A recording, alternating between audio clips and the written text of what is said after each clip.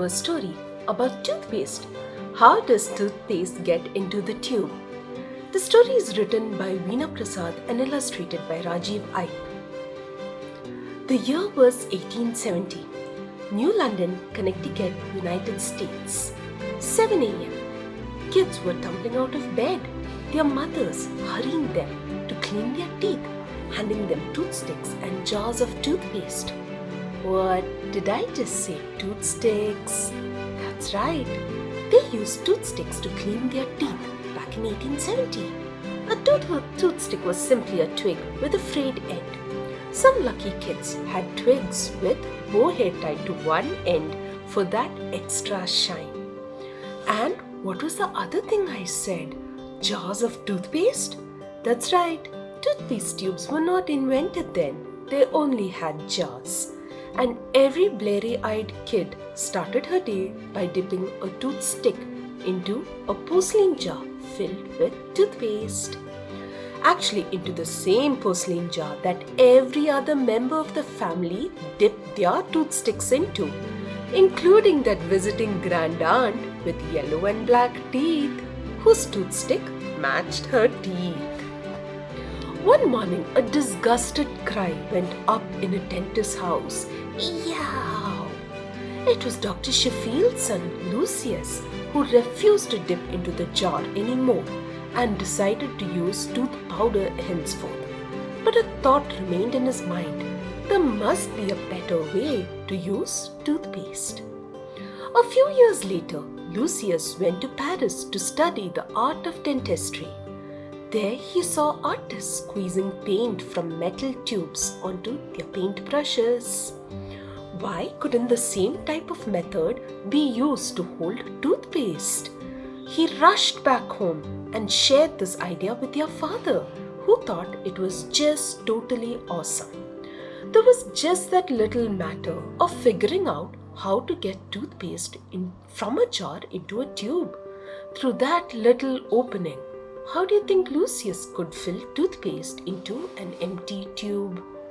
Have you had a bad morning when you squeezed way too much paste in your half-asleep state and you see that there's toothpaste all over the sink, and your mother is reminding you that the school bus will be at the doorstep in 20 minutes? And the last thing you want is for her to flip when she sees the mess you have made.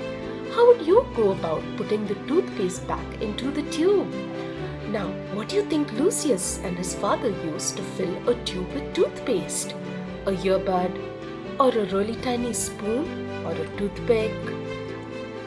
It was not as messy as you would expect, because the way Dr. Sheffield and his team did it was without opening the cap. That's right, they kept the cap screwed on tight and opened up the other end. It's definitely easier to fill a tube from the larger end, especially if you have something to pump the paste with, like a syringe. After that, all you have to do is to seal the end tight so that the paste will not leak. Today, toothpaste tubes are filled using machines. All the empty tubes are lined up on a conveyor belt with their caps downwards and the unsealed end pointing up. A big container filled with toothpaste is fixed above the conveyor belt. From a nozzle at the bottom of the container, toothpaste is let into each of these tubes as they move along the conveyor belt. But the paste is not filled all the way to the brim.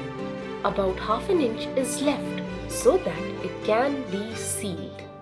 Now the tube is ready to be squeezed. A little ancient wisdom about teeth. Many people in India use datun, the twig of a neem or a babool tree, instead of a factory-made brush. Datun keeps the teeth and gums healthy. But do you know what the best brush in the world is? Your finger, says dentists. Great for the teeth and gums. Now, have you tried tooth powder? What are the different smells that you can detect in it? Herbs and spices that are good for teeth include mint, clove, cardamom, black pepper and tulsi. Eating fibrous fruits like apples and carrots is good for cleaning teeth. Now, a little fun time with toothpaste caps. Here you can make lots of prints on paper. I hope you enjoyed the story. I sure did, reading it out to you. Have a wonderful day. Bye bye.